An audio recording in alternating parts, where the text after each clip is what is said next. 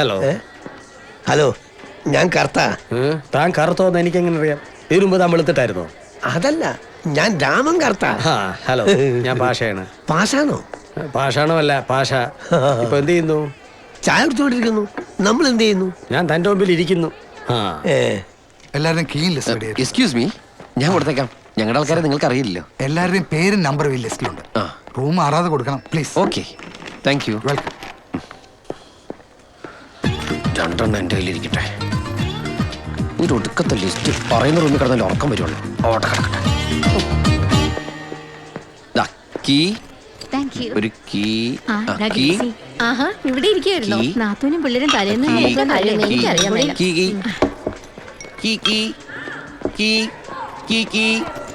ഇതെന്താ ഹോൺ അടിച്ചാൽ national highway എന്റെ ചാവി ഉണ്ടാ? താക്കോൽ.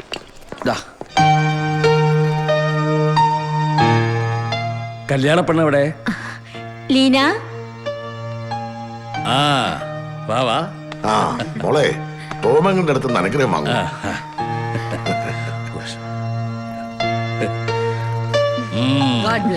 എന്തായാലും നേരത്തെ വന്നത് നന്നായി.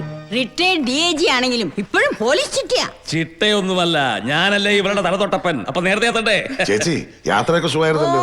പക്ഷേ ദൂരം കുറച്ച് കൂടുതലാണോ എന്നൊരു സംശയം. എന്റെ നേർച്ചയായിരുന്നു ഇവിടുത്തെ പള്ളി വെച്ച് ലീനയുടെ കല്യാണം നടത്തണം. ഇവിടെ വെച്ചായത് ഭാഗ്യം. വല്ല വത്തിക്കാനിലോ മറ്റോ ആയിരുന്നെങ്കിൽ ഞങ്ങൾ അവിടെ വരെ വരേണ്ടി വന്നേനെ. പിന്നെ ഒരു സന്തോഷ വാർത്ത കൂടിയുണ്ട്. മനസ്സമ്മതം നടത്തുന്നത് നമ്മുടെ ഇളന്തോളി അച്ഛന്റെ കാർമ്മികത്വത്തിലാ. അതെയോ?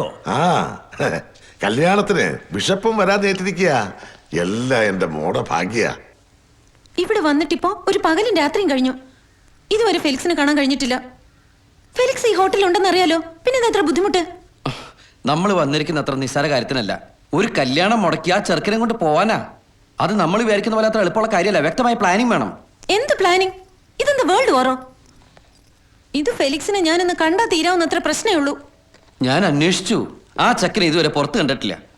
പെണ്ണിന്റെ വീട്ടുകാർ അത്ര ചില്ലറക്കാരൊന്നുമല്ല. നല്ല പിടിപ്പും പണവും പ്രതാപമൊക്കെ ഉള്ളവരാ. സൂക്ഷിച്ചില്ലേ നമ്മൾ രണ്ടുപേരും അകത്താവും.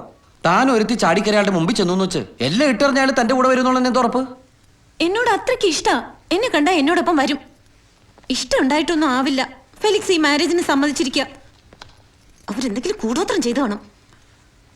എനിക്ക് ഫെലിക്സിനെ കണ്ടേ പറ്റൂ. കാണാം. അതിന് ശരിയായ ഒരു അവസരം കിട്ടണവരെ നമ്മൾ കാത്തിരിക്കണം. എനിക്കൊരിത്തിരി സാവകാശം കൂടി തന്നേ പറ്റൂ.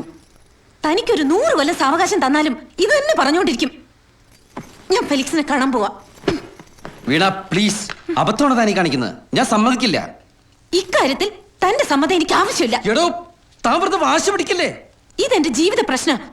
എനിക്ക് എന്തായാലും എന്താ, തനിക്കൊരു ചുക്കില്ലല്ലോ. അങ്ങനെയാണോ താൻ എന്നെ കരുതിയിരിക്കുന്നത്? പിന്നെന്താ, ഈ കല്യാണം നടന്നാ ഞാൻ ചാവും.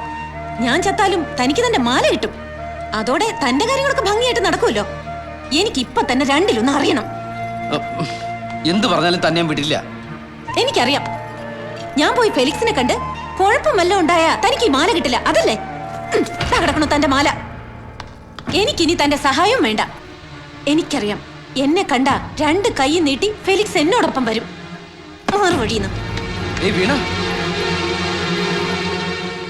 Oh, Felix Matthew. He is not in his room. He is at the banquet hall. You may find him there. Okay, thanks.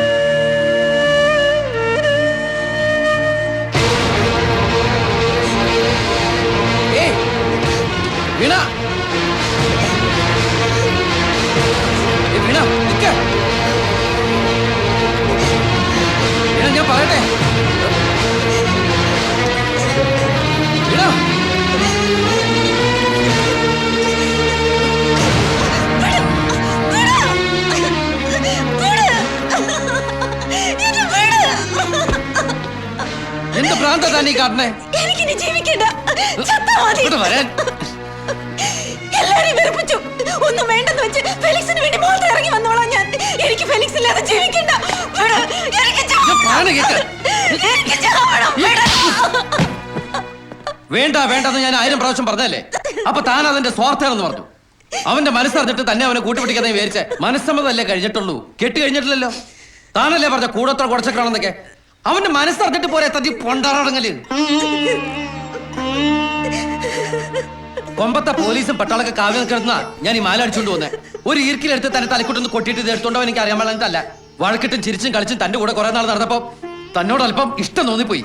അതുകൊണ്ട് തന്നെ തന്റെ മനസ്സ് നോണം എനിക്ക് കാണാൻ കഴിഞ്ഞേ. കട്ടുമൂട്ടിച്ചൊക്കെ ഞാൻ ഒരുപാട് തിന്നുണ്ട്, പക്ഷെ ഇതുവരെ ഞാൻ എന്റെ മനസ്സാക്ഷി വിട്ട് തിന്നിട്ടില്ല. ദാ ഇതെന്റെ ജീവിതം എന്ന് എനിക്കറിയാലോ. ഇത് തന്റെ ഇരിക്കട്ടെ. ഞാൻ പറഞ്ഞ വാക്ക് പാലിച്ചിട്ട് തന്നെ എനിക്ക് തിരിച്ചെന്നാ മതി. എനിക്കിപ്പോ അത്ര പറയാനുള്ളൂ. ഇനിയും വിശ്വാസമായില്ലെങ്കിൽ അതും കെട്ടി കെട്ടി തൂക്കി താഴേക്ക് ചാടിക്കോ.